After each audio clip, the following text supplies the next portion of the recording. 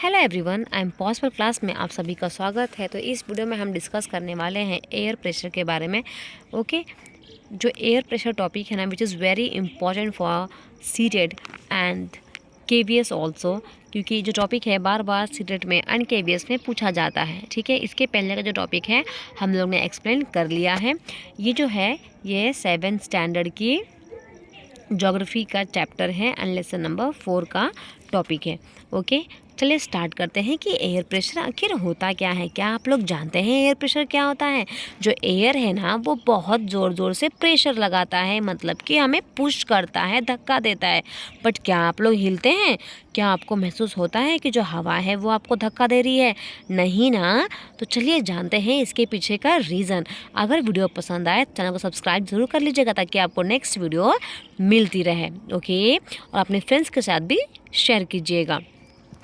चलिए स्टार्ट करते हैं।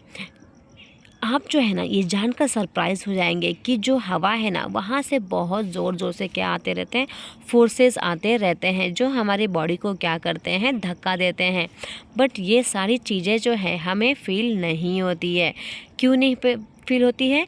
क्योंकि जो हवा का जो प्रेशर होता है ना और जो हमारी बॉडी का जो प्रेशर होता है वो सेम होता है। मतलब कि जो हवा होती है वो भी प्रेशर लगाती है ज़ोर ज़ोर से इंसानों पे, और हमारे बॉडी में से भी क्या होता है, काउंटर प्रेशर होता है, मतलब बॉडी में से भी प्रेशर निकलता है। तो ये प्रेशर, हवा का प्रेशर और बॉडी का प्रेशर दोनों इक्वल रहता है, जिसके वजह से हमें ये प्रेशर महसूस ही नहीं होता कि हवा भी क्या कर रही है, हमें प्रेशर दे रही है। क्यों महसूस नहीं होता? क्योंकि जो एयर है, हमारा जो बॉडी है, वो भी क्या करता रहता है, काउंटर प्रेशर करता रहता है। ओके, तो एयर प्रेशर क्या है? देखिए, जो एयर प्रेशर है ना, वो एक क्या है, प्रेशर ही है। बट उसमें एयर का, अर्थ सरफेस पे एयर का वेट कितना है उसके ऊपर डिपेंड होता है। ठीक है, जैसे आप मून पे जाएंगे तो एयर का जो प्रेशर होता है उसका वेट जो होगा वहाँ पे कम हो जाएगा। बट हम अगर हवा जो है वो अर्थ पे है तो इसका जो एयर प्रेशर होता है ज़्यादा होता है। बट किसी किसी कंट्री में एयर का प्रेशर कम भी होता है और किसी किसी कंट्री में एयर का प्रेशर ज़्यादा भी होता है। ओके, तो चलिए जानते हैं कि जो एयर का प्रेशर है वो कम ज़्यादा कैसे हो जाता है। ओके, तो देखिए, जैसे जैसे हम लोग ना एटमॉस्फेयर से ऊपर जाएंगे तो जो प्रेशर है ना वो क्या होगा, रैपिडली फॉल्स हो जाएगा। मतलब कि समझ लीजिए आप माउंटेन की चढ़ाई कर रहे हैं, तो अब जैसे जैसे ऊपर जाएंगे वैसे वैसे टेम्परेचर तो कम हो जाएगा ना। तो टेम्परेचर कम होने की वजह से जो हवा का प्रेशर है वो भी क्या हो जाता है, कम हो जाता है। ओके, जो एयर का प्रेशर होता है ना वो सबसे ज़्यादा कहाँ होता है, सी लेवल पे होता है। सीटेट में बहुत बार ये क्वेश्चन पूछा गया है कि हवा का जो प्रेशर होता है वो सबसे ज़्यादा कहाँ होता है। तो आपका आंसर क्या होगा, सी लेवल पे हवा का जो दबाव होता है वो सबसे ज़्यादा होता है। और कम कहाँ पर होगा, जैसे जैसे आप हाइट चढ़ते जाएंगे, जैसे जैसे आप माउंटेन को चढ़ते जाओगे वैसे वैसे क्या होगा, जो प्रेशर है वो कम होता चला जाएगा। ओके, इसके बाद जो एयर प्रेशर होता है ना वो किसके ऊपर इन्फ्लुएंस करता है, एयर के टेम्परेचर के ऊपर। ओके, जो भी प्लेस है वो हर एक प्लेस का जो टेम्परेचर होता है वो ज़्यादा कम होता है, राइट। जैसे कि राजस्थान में, यूपी में टेम्परेचर बहुत ज़्यादा होता है। बट वही अगर हम जम्मू एंड कश्मीर की बात करें तो वहाँ पर टेम्परेचर कितना ज़्यादा कम होता है कि नहीं। जो टेम्परेचर है वो कम होने की वजह से वहाँ पे एयर प्रेशर भी क्या होता है, कम ही होता है। ओके, चलिए आगे देखते हैं।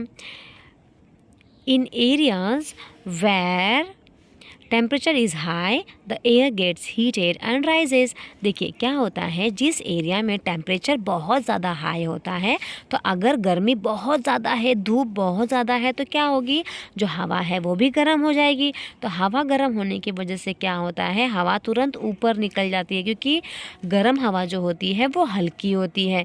ये क्वेश्चन सीटेट में पूछा गया है, गर्म हवा कैसी होती है, तो आपको इसका आंसर आना चाहिए। जो गर्म हवा है वो हल्की होती है, वही दूसरी तरफ ठंडी हवा जो होती है वो भारी होती है। ठीक है, तो देखिए जो गर्म हवा है वो तुरंत क्या हो जाती है, ऊपर चली जाती है, बादलों में चली जाती है।